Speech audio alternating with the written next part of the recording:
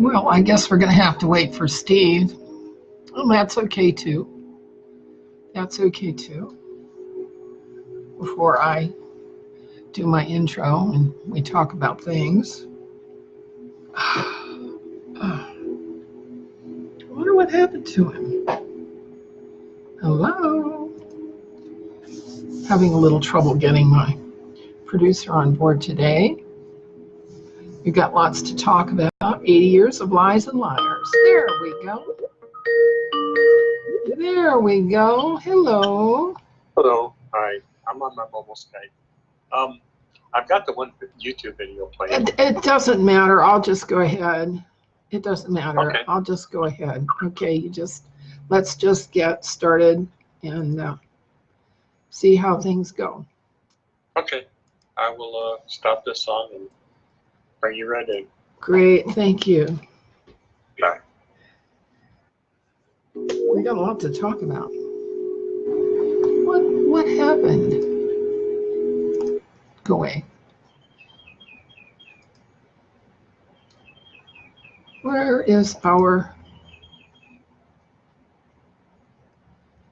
are we?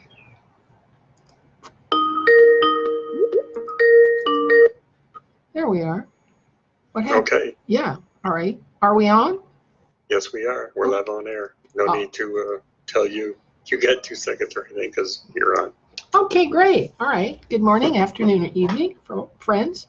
Depending where you are, where I am, it is 1 p.m. Pacific Standard Time on December the 14th, 11 days from Christmas. I am Emily Windsor Craig, and this is History Reset, brought to you each Saturday at this time by People's Internet Radio in Ireland and Radio Act TV in Jerusalem, Israel. And guess what? We do have some cultural similarities. This is valuable information for the public, and I encourage you to help sponsor People's Internet Radio and Radio Act TV. Tonight's History Reset show is about 80 years of lies and liars. All right, and that has been my experience. I've had a lot of it. Wow, wait a minute, what happened? Here we go. 80 years of lies and liars, and I've got to follow my notes because I have to follow the chronology. You know, I am older than President Trump. I'm just a little over 2 years older, but I graduated high school in the end of the 50s, and he graduated 4 years later in 64. So I consider myself to be, you know, a whole high school class older than he is. But I was brought up in a family where division and ideology was already a big deal, okay? At grandma's on Sundays, people argued endlessly over ideas, all right? And as a little kid, I thought that was kind of silly, right? I was a very slow kid. I didn't have much to say. My foster family thought I was pretty stupid. And so I spent a lot of time hearing and listening to people tell spill their guts. And so I grew up in a generation where radio was it, okay? On Friday night, we listened to The Shadow Knows, and Linda's mother was addicted to The Romance of Helen Trent. I mean, everything was on radio when I was little, all right? But what we find out now, in retrospect, is a lot of what we experienced was that of being fooled and deceived over and over and over again. For instance, in 1931, Professor Picard from France made a film that showed the world's shape in the film flat with turned up edges, okay, in contradistinction to what NASA teaches now.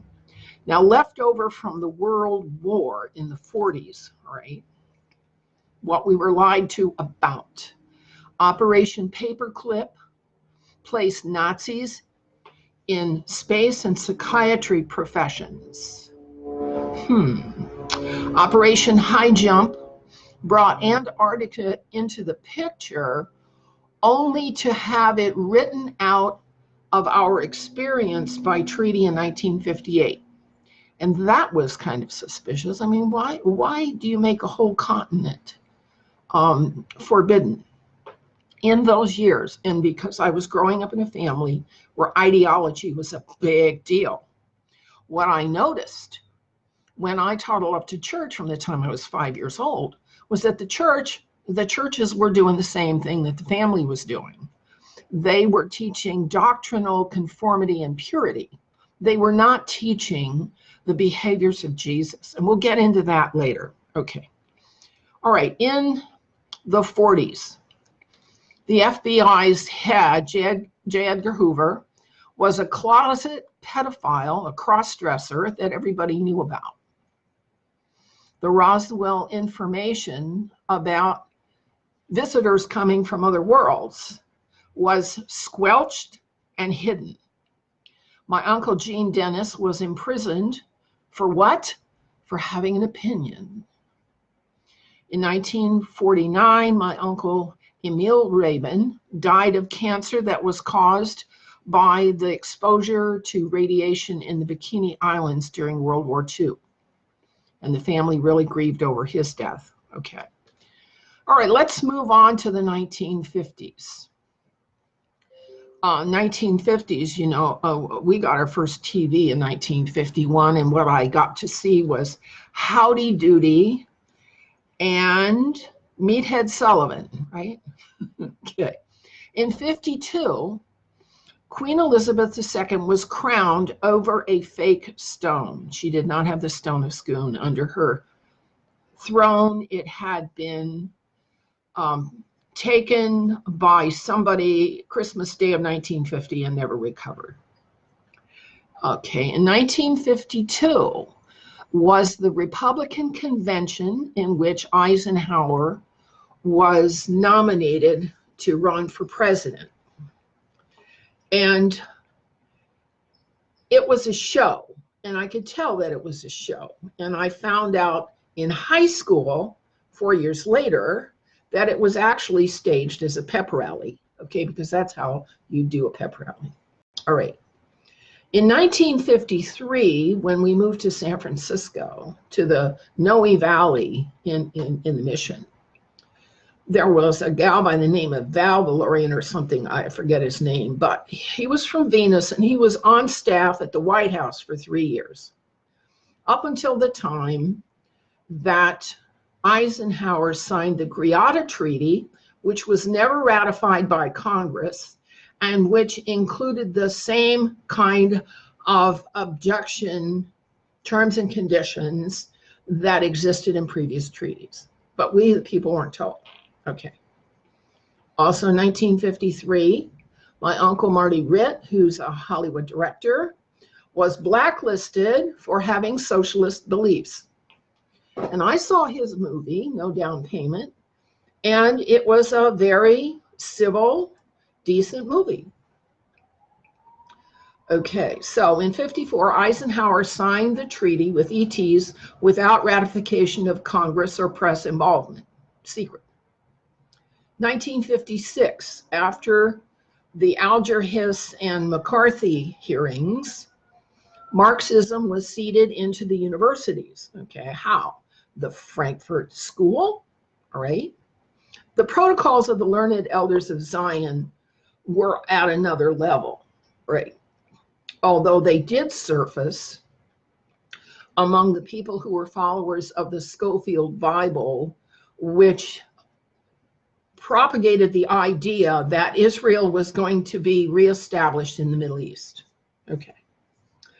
Saul Alinsky wrote his book in that time period, and the protests that were staged were basically having to do with union problems. In 58, the Antarctica Treaty, not ratified by Congress, was signed by a group of nations, and nobody's been able to go there ever since. Okay, let's look at the 60s. I graduated from high school in 60. Mr. Trump graduated in 64. In 61, the left at UC Berkeley, and I was at UC Berkeley when I was just 16 in 1960, they were protesting for free speech. Okay. Mario Savio. Okay, I was there when Mario Savio was there.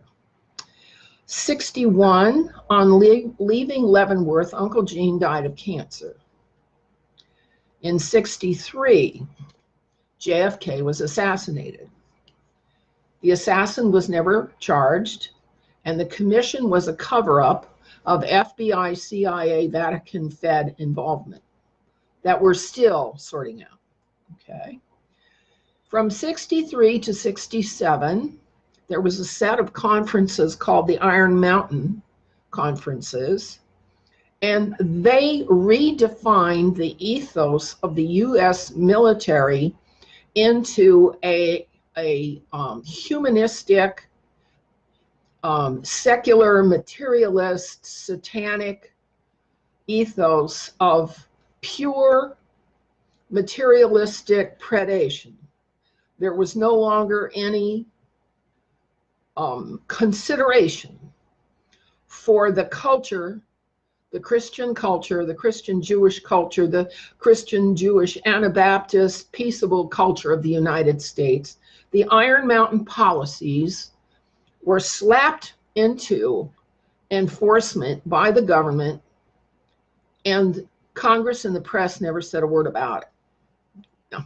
Okay, talk about lies of omission. Okay, in 69, the moonshot had lots of phony elements to it, even at the time. In the 70s. In 72, I was a Xerox tech rep. And the gas crisis hit me hard because I was on the road 150,000 miles a year in those years. And we all knew the gas crisis was contrived, okay? Further, when Nixon left, his departure answered no questions about what was really going on behind the scenes between the cabal that was seeking to grab power, okay, the way they did in the 70s. All right, my Aunt Peggy Dennis wrote a book in the 1970s, 78, called The Autobiography of an American Communist. And her thesis at the end of the book was that she was going to join the Republican Party. And that's where we get the neocons and PNAC from the far left who joined the Republican Party in order to take power. Because they're power mad, okay? They're really obsessed with it. So then we get on into the 80s, and everybody knew that Reagan was an actor, okay? We all knew this. That he wasn't a scholar, he wasn't a lawyer, he was an advertiser. All right, so we knew that behind the scenes, the manipulations were almost out in the open. The Philadelphia move bombing by police, which killed, what, 30 people, was unchallenged either in the press or in court. The Washington, D.C. scandal, the Franklin scandal of boy prostitutes at the White House under George Herbert Walker Bush was never investigated or prosecuted, all right? I remember in the Reagan years, the deregulation of whole industries was never challenged, though the effects were terrible, particularly the deregulation of airlines and the savings and loans, because both airlines became predatory, and savings and loans, I think they mostly went out of business. In those years, the consolidation of the media into just a few rich oligarchs was never challenged, okay? In the 90s, the Gulf War Agent Orange was never challenged, was never prosecuted. The World Trade Center bombing of 1993 was set up with patsies by the FBI, and that came out in the court case. In 95, the Oklahoma City bombing was a Mena, Arkansas drug cover-up by the Clintons. And the evidence of that was not only scrubbed from the news media, but I had all kinds of documents about that I was hacked and that were scrubbed off my computer. Okay. Now the grand old party, the Republicans, knew that the Clintons were giving ET technologies to China in 1998. And the reason I know that is because I was rooming with an attorney who had been in the Reagan White House, and he worked out with the Secret Service over at the Pentagon every day. And he heard the latest scuttlebutt about what the Clintons were up to, all right? And he was in a qui tam lawsuit against the IRS because he had been targeted for whistleblowing. Of course, people who tell the truth are the ones who are targeted, disappeared, heart attacked, you know the drill. Okay, after the Y2K false flag flap, okay, when Bush Jr. got into office, he had sufficient warning about 9/11. The whole thing was known, and as it has come out, it was all about insurance fraud, because the World Trade Center had been lined with asbestos and it was going to cost $3 billion to fix it, and they weren't going to fix it, so they just brought them down in the most public way possible. The entire 9/11 Commission was a cover-up. The Iraq War was a totally illegal war, and at the time of the Iraq War, I was living in West Virginia, and I put my dogs in the car and I drove down to the Pentagon, parked myself in the parking lot, and delivered a letter to the generals asking them to refrain from going to war from a country that had never done them any harm. Of course, they don't pay any attention. They don't pay any attention. Okay, in 2008, the derivatives bubble was never challenged. It was never prosecuted. In 2009, Barack Hussein Obama, or Barry Soetoro, I don't know, not being a natural citizen was never challenged. After 2010, the Benghazi and Libya situation, they were destroyed, and that has never been challenged by any law enforcement body. The destruction of the Mideast museums in Syria has never been challenged. The presence of the giant at Kandahar and the giant in the sarcophagus that was found in Iran has never been challenged. The spread of trauma-based mind control, satanic sacrifices, porn, and human trafficking, and Islam's ethic, which is the same, is not challenged in the media, okay? And the ethic is taqiyya, which is deceit, jizya, which is protection racketeering, and jihad, which is invasion conquest, okay? These are common to Islam, to China, and to the New World Order. That's how they work. And of course, they work with the Vatican also, because the Jesuit order at the Vatican is the group that put Islam together in the first place. It's all about empire. It's all about having a mercenary, mercantile system that controls everything and everybody, which the founding fathers of the United States never wanted. Okay, so the boycott against UFO disclosure continues in spite of the fact that we have so much information. You know, I've published the Moon Book, and we have so many UFO, thousands upon thousands of UFO reports, but the government still stonewalls and gaslights us about the fact that we have visitors coming from other places that we are not hospitable to, okay? And not too long ago, we found out that the NASA Challenger disaster in 1986 was a hoax, and the crew are still alive and working. And in what I call quackademia. All right. So what does our culture, our ethics say about lying and withholding facts, which is the same thing?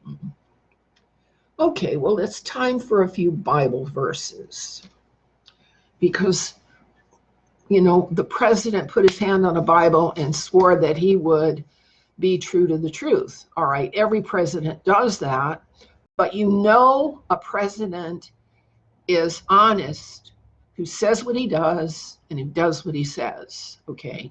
And I think Mr. Trump is the first honest president we've had in at least half a century. Okay, Proverbs 19:9. A false witness shall not be unpunished, and he that speaketh lies shall perish. Revelation 21:8. But the fearful and unbelieving and the abominable and murderers and whoremongers and sorcerers and idolaters and all liars shall have their part in the lake which burns with fire and brimstone, which is the second death. Okay. John 8:44. Ye are of your father the devil, and the lusts of your father ye will do. He was a murderer from the beginning, and he abode not in the truth, because there is no truth in him. When he speaketh a lie, he speaketh of his own, for he is a liar and the father of it. Exodus 20:16. Thou shalt not bear false witness against thy neighbor. Romans 12:19. Dearly beloved, avenge not yourselves, but rather give place unto wrath, for it is written, vengeance is mine, I will repay, says the Lord. 1 John 1:9. If we confess our sins, he is faithful and just to forgive us our sins and cleanse us from all unrighteousness. That involves prayer. Okay, a lot of back and forth contact. Psalms 1:1-6. Blessed is the man that walketh not in the counsel of the ungodly, nor standeth in the way of sinners, nor sitteth in the seat of the scornful. Revelation 22. For without, outside, are dogs and sorcerers and whoremongers and murderers and idolaters and whoever loveth and maketh a lie. Matthew 7. Not every one that says to me, Lord, Lord, shall enter into the kingdom of heaven, but he that does the will of my Father which is in heaven. Proverbs 30. Every word of God is pure. He is a shield unto them that put their trust in him. 1 Timothy 3. This is a true saying. If a man desires a place of a bishop, he desires a good work. Well, that's enough. Okay. So what you're seeing is the behavior that I personally, have witnessed has not been the behavior of civil servants who are telling the truth. In fact, this president we have now, Mr. Trump, is the only president I've ever, since I became aware of politics in 1952, 70 years. He's the only president I've ever been aware of who said, test me, I said this and I did it. I did this because I said it, okay? He's the only one. So far, I have no grounds upon which to criticize the outcomes of Mr. Trump. So I'm not going to go there. But as you know, my father was British. My father was not an American. My mother was an American. She was from Madison, Wisconsin.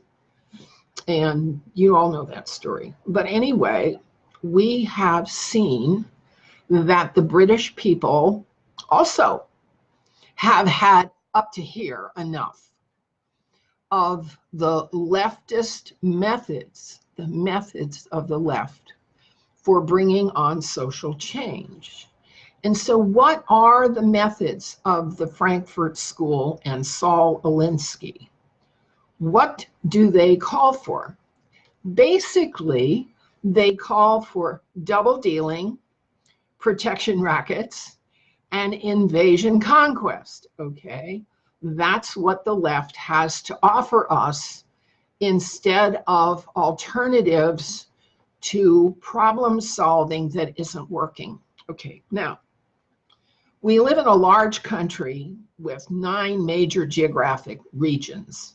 And each of these regions has its own unique topography, resources, population, actually culture. I mean, you look at the culture of West Virginia, and it's very different from the culture of California, which is very different from the culture of New York City.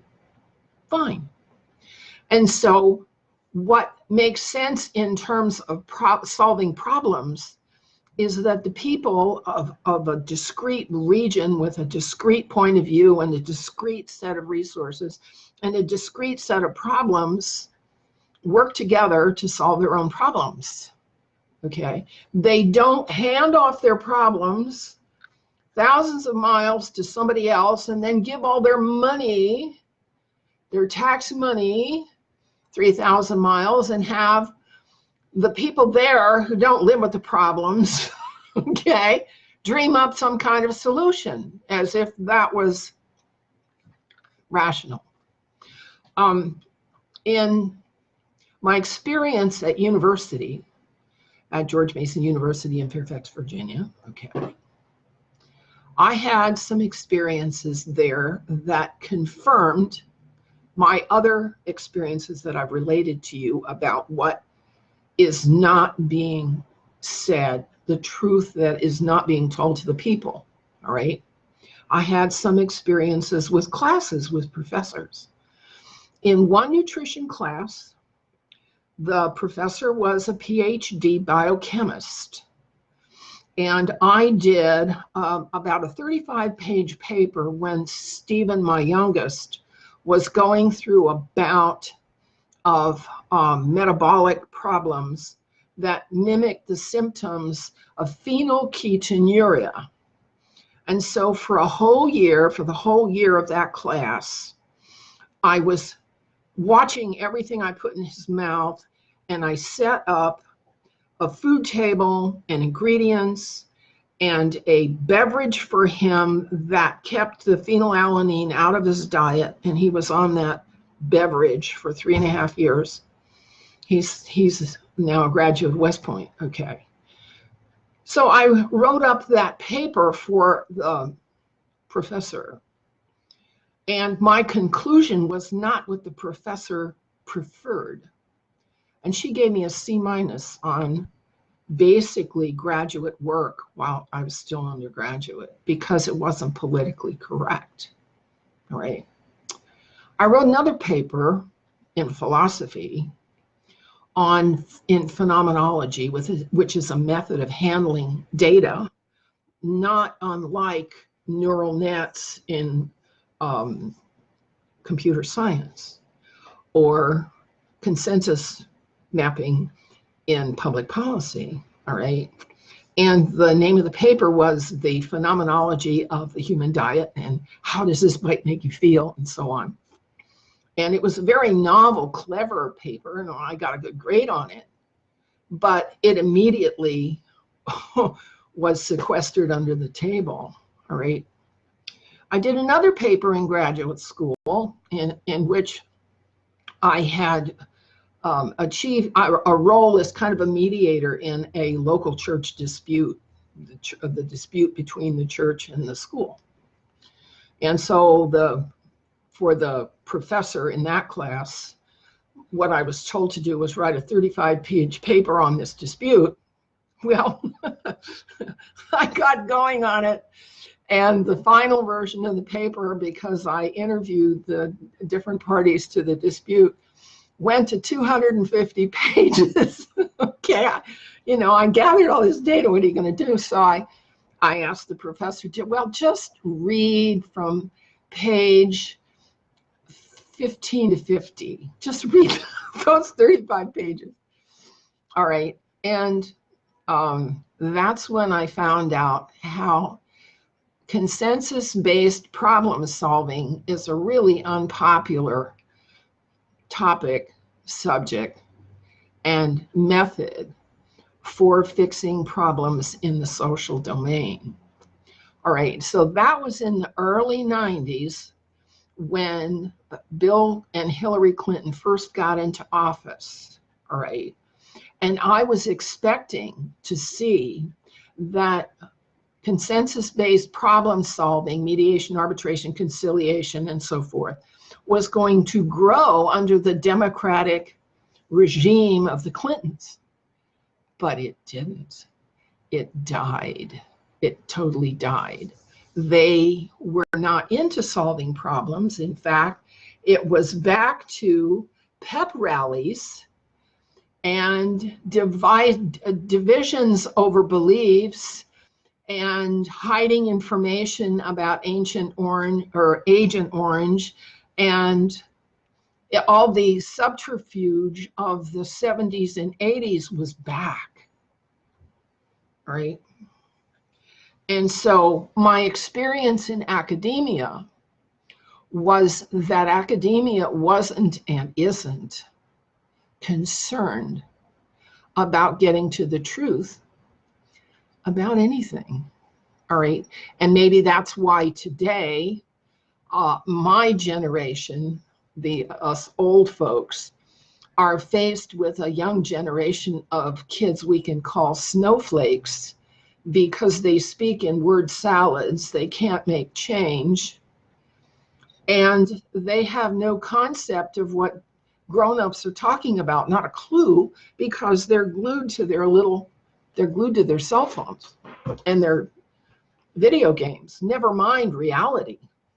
The children today who are focused on reality belong to religious groups that are very domineering, like Hasidic Jews and Amish and Sikhs and Quakers. Okay, those are groups in which the children are required to take life seriously, to take their words seriously, to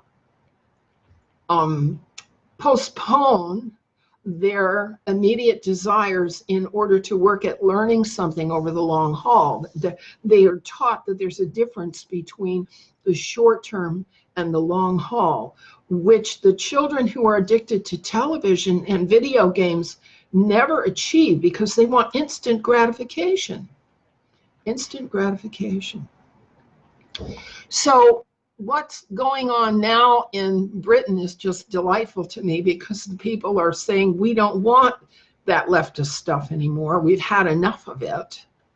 And we want to do something else. And so I had some ideas. If I lived in Britain right now, what would I advocate for Boris Johnson and for his government and for the monarch there to clear up the fog and the ideology and start some new ideas in Britain that seem to have gotten lost along the way? For one thing that's happened to Britain, they have imported such a number of immigrants who are not of the British ethic and British culture that Britain has become so cosmopolitan, it's almost losing its Britishness. Hey, Emily? Yeah? Did you see the question in there from... No, I'm not. I haven't been in People's Internet Radio. What is it? There's the question for you. Oh, I'll have to reset it because I don't see any question. Where was When I? do you think the academia was compromised and corrupted by national security agencies stopping all quantum thinkers and organic development? Okay, well, that's part and parcel of the Frankfurt School and Saul Alinsky's methodology. That's what academia went in for because it's kind of spectacular and salacious, and it's fun to be a rebel when the establishment is so stuck in arguing over ideology. Arguing over ideology is the most boring thing in the world.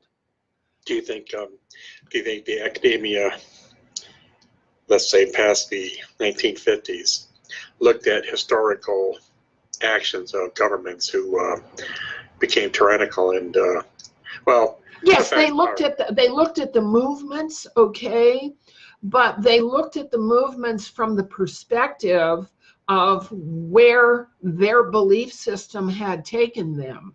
Right. Okay, beliefs are everything. Previous to the 1950s and 60s. Previous to the 60s, we've been going through the same stuff since the 1880s. Right, but Stalin, Hitler, Mao Zedong, they're all the same Cuba, stuff. They all went after the professors that had influence on kids, and it's the same method over and over and over. If they had dissenting views towards government, they were killed. That's correct. And that's why the outcome in Russia was the same as the outcome in China, except now Russia and China have kind of diverged because Russia has re-embraced its Christian roots and China has gone high tech. Okay. All right. But the Bolshevik Revolution was carried out. It was paid for by the Rothschilds in Russia, and it was paid for by the Rockefellers, supported Mao Zedong. It was paid by the robber barons, according to the Frankfurt School and Milner's Kindergarten and the Fabian Group. Okay, those groups that wanted to push socialism all come from the same roots. They all begin with the ideation that says everybody that we're on an equal playing field here. We are only material humans. We only have all the same inheritance and we have to be treated the same and we have to treat everybody the same. That's the secular materialist philosophical underpinnings for every method that the left has ever taken up. And so, of course, it's amoral because you only propagate the people who have the correct thoughts. That's straight out of Anunnaki theology. The Anunnaki were the progenitors of all of our empires, okay? They set up the original Sumerian empire after the flood with their culture, their cuneiform writing, and their gold mining industries. They had a headquarters in Syria, and their gold mining was in South Africa and South America. Ningishita ran the gold mining in South America. All right, and they needed gold. They needed gold to powder to spare the atmosphere of Nibiru, which has been subsequently completely destroyed anyway. Okay, so the characteristics of the anarchy, who are fifth dimensionals, they're not third dimensionals like us. What makes the difference? They don't age. Okay, all 12 of their DNA strands are intact. They're not cut. They're not all jumbled into a ball of, a ball. All right, their DNA strands are all intact and uncut. So they can correct any physical condition that they accrue based on eating the wrong thing, not getting enough exercise, not getting enough sleep, or whatever. They can correct it because the feedback mechanisms in their biology are all hooked up. When the Neanderthal was genetically altered 200,000 years ago by Enki and Nagashita, all right, what they did was they cut the DNA strands apart and replanted, okay, so that the whole DNA module became like a ball of steel wool, all messed up, all right? And that's why the people who study DNA talk about junk DNA, because so much of it is just unwound and unconnected to itself, all right? So people who have DNA that's more coherent live longer. If it's less coherent, they don't live as long, all right? So that's the culture that came, the fifth dimensional culture came into third dimension, where we are very short-lived. We only live 70 years. They can live thousands of years, all right? And they brought with them a theology in which everything is all one. You are what you think. You don't solve problems physically, because that's the wrong way to solve problems. You solve problems by all thinking together and manifesting the outcome you want to achieve. All right. There's no need to tell any truth about it, because we all understand the same problem and we all understand the same method. They have a different way of thinking that they taught to the Sumerians, who taught it to the Babylonians, who taught it to the Assyrians, who taught it to the Greeks, who taught it to the Romans, who taught it to the Tartarians, who taught it to the Masons. Okay, and the Masons are still doing this. They are still teaching that if you address a problem as a problem, you're adding to it, because the more you focus on something, the more it grows. All right. They believe here in third dimensional physics that like attracts like. I'd like to see them run an electrical appliance on that principle, because here in third dimension, like does not attract like. Opposites attract. If you have a wall plug, it's because it's negative on one side and positive on the other side. It's not two positives or two negatives, that those repel. So we are still stuck with the ET philosophy that doesn't work for us in solving and resolving problems. It just flat out doesn't work. But in the philosophy department and in the history department, people are still collected by point of view. They're collected by ideology, all right? And then they don't pay attention to behavior. They don't pay attention to the causes and effects in a line of intermediate effects. Now, my favorite professor, John N. Warfield, was a philosopher engineer, and he cobbled together a method for figuring out how to solve a problem utilizing the phenomenology that's taught in the philosophy department, in the neural nets department, and in the public policy department. But those departments never talk to each other. That's what I found out at George Mason. The same method was being used in 3 departments and they didn't even know it. Okay, and that's because of specialization. Specialization is the tool that the elite, occult, secular, materialist, rich people, okay, have used to divide and conquer the people into specialties that never talk about to each other. It's compartmentalization. It's need to know. And it's why everybody knows so little about so much, okay? People don't know what's going on in the cubicle next to them. They don't share their information or their skills or their knowledge or their background or their way of thinking, or people don't share. And the whole notion of physical life is built on sharing. Now, and the presence of dollar money makes sharing kind of beside the point, because everybody is supposed to be working for the dollar money. But in a physical culture, utilizing seed money, the power of 10, sharing can become a matter of enrichment, much superior to the exclusive use of money. I agree that some form of trade has to be transferable.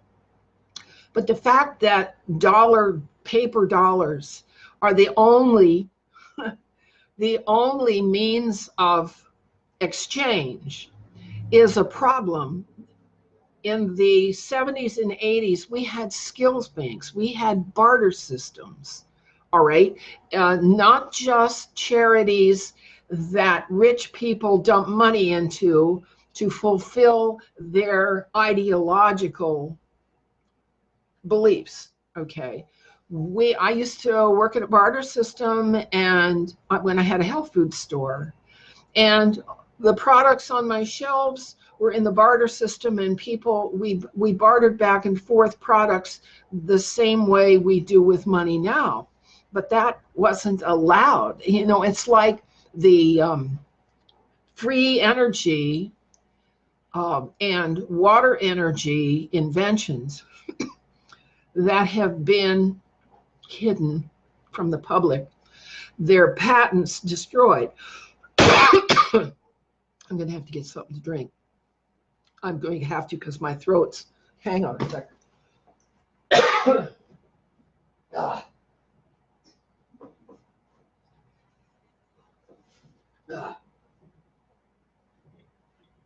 Ah. When I talk too loud, my throat closes up, and so I have to quiet down, calm down. I get all excited. We had barter systems. We had group problem solving. We had people who were neither Republican or Democrat working on repairing social systems. And those tools have been abandoned in favor of more divide and conquer sensationalism and non-disclosure. Nowadays, a non-disclosure agreement is part of every business deal. Secrecy is part of every patent. And copyright infringements have become a new protection racket. I'm here to tell you this generation is not turning out to be very effective or very competent in bringing civil order into the 21st century, because the methods that have been embraced by the deep state have reverted back to the imperialistic, predatory methods of the cynical secular empire again and again. Now, Scripture has an explanation for the return, the reversion to sin and evil, and it's called Satanism or Luciferianism, and it's the belief, Satanism is the belief that a human being ought to be able to transcend their status by any means they can conjure up. And they don't pay attention to the limits and boundaries that are in holy law, which are very sensible. Just cause, you do a good thing, you get a good outcome. You avoid doing a bad thing, you get a good outcome, Everybody wants instant gratification, and the efficacy of aborting a child, well, what is it? It's just birth control. No, a soul's destiny is not something that you can just wipe away. There are consequences for abortion that the abortionists do not talk about, and they occur when the mother who decided she didn't want to be a mother passes on. The consequences will hit her at that time. The consequences are not immediate. And this is why instant gratification is probably the basis of most evil practices and methods. You want to hurry. You want to get what you want to get, and you want it now. If you're in a hurry to get outcomes right now, you're probably going to use a method that's going to do you harm in the long term. Patience is more than a virtue. Patience is a survival skill. All right. Sometimes you just have to wait. But this younger generation has been entrained methodically to be impatient, to do whatever they choose, to simply always go for what they prefer and to cut corners. And I have some real fears about their future, because life that is satisfying and long-lived doesn't operate that way.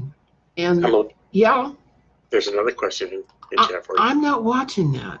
Okay, Do you feel the immense scope of your knowledge will be adequately passed to the next generation?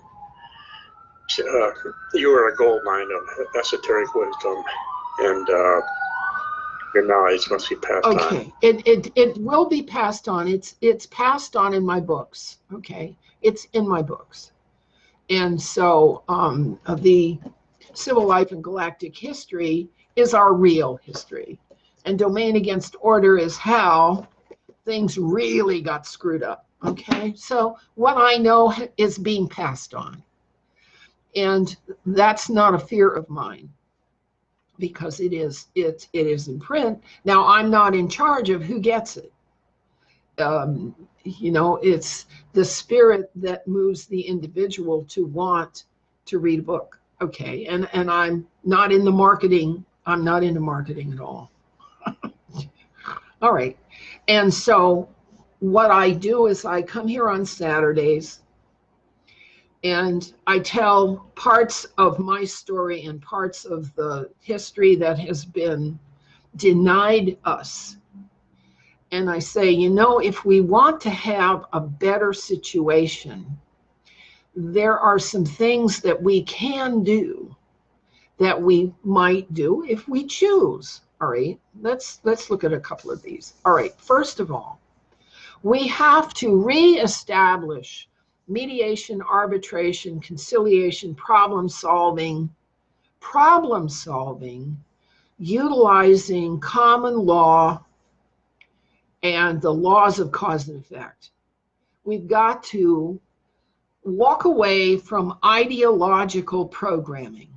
All right, if we look at problems as situations that have causes that are not personal, they're mostly ideological. Okay, if you can just step away from getting angry at people for what they think is right now, all right, if you can let that anger subside and say to your friend who's looking at a problem in a different way, okay, the outcome that we see here, that people are starving or that vaccines are causing problems, that outcome, you and I agree, is a bad outcome. Now let's look at the options we have to change how those vaccines are designed and made to change the outcome, because that's what's going to work. All right. So problem solving needs to be brought back into academia, and at a very elementary level. Even kids in kindergarten can understand simple rules like, if you make your bed in the morning, you'll be able to find your pillow in the afternoon. Okay, that's the first thing. Problem solving needs to be reinstituted everywhere. Secondly, venture capital accounts for small little ideas. Venture capital accounts, you know, don't pan out most of the time. There needs to be a fund for venture capital for people who are doing their backyard inventions and doing their backyard technology. All right. And that's something that the monarchy ought to be providing. That's the monarchy's job, is to get people going who would have no other way to get going. Okay, that's the second thing. And the third thing is we need to go talk to the church, because the church has lost their way. The churches are still quibbling and quarreling and ranting and raving over doctrine and dogma. and thoughts and beliefs and yakata, yakata, smackata, and liturgy. You know, there's a saying that insanity is doing the same thing over and over and over and over again and expecting a different result. Okay, all right? And that's how liturgy works. You're doing the same thing over and over and over and over and over again, and you're expecting a different result in your life. That doesn't work that way. So the church needs to go back to the second and third books of Acts. The church needs to look at the Christian sects and denominations that have been successful in caring for their point of view, in caring for their people, in caring for and loving their brothers, and just leave the rest of the world alone. All right. The Amish do not go try to convert the Mennonites, and the Sikhs don't try to convert the, you know, I mean, there's no more of this pushing off your belief system on somebody else. If we're going to do anything as a social system, we're going to solve problems. We're not going to get in a pissing contest over what you think or believe or I think or believe. That's crazy. That's crazy. So the people need to go talk to the church and say, look, the church has the job of teaching an ethic that works in society. The church has a job of showing the way to care for the helpless. The church has the job of taking care of bloodlines of its denomination. Okay, the church has to be brought back to its job. The monarchy has to be brought back to its job. And academia has to be brought back to its job to show and help people how to solve problems. Now, does that make any sense to anybody? I sure hope so. All right. And so that's my idea for today, that we have come to a place where we need to return to the practice of solving problems, and we must stop, halt, cease, no more arguing over ideas, arguing over beliefs, arguing over doctrines or dogmas. Okay. In the Bible, there is no excuse for lying. So in the Quran, where it talks about taqiyya being okay, we can't go there. In the Bible, there is no excuse for protection racketeering. We are instructed not to avenge ourselves. So there's no excuse for jizya either. And the idea that we would take our devotion and relationship to God, to his Son, to the Trinity, to the Godhead, whatever, whoever, all right, whoever we're relating to, and impose that on somebody else is unthinkable. And so jihad doesn't work for us either. So if we are going to be on an equal footing with Islam, Islam has to accept the higher path of non-aggression. Will they? Well, we'll see. And so that's my rant for the day. And so I'm going to cut off right now from Facebook. And if you have questions, I'd like to suggest you come on over to People's Internet Radio, and we'll continue over there. Hey, Steve, how about a break? I need some music. Okay. Okay, we're done. Absolutely.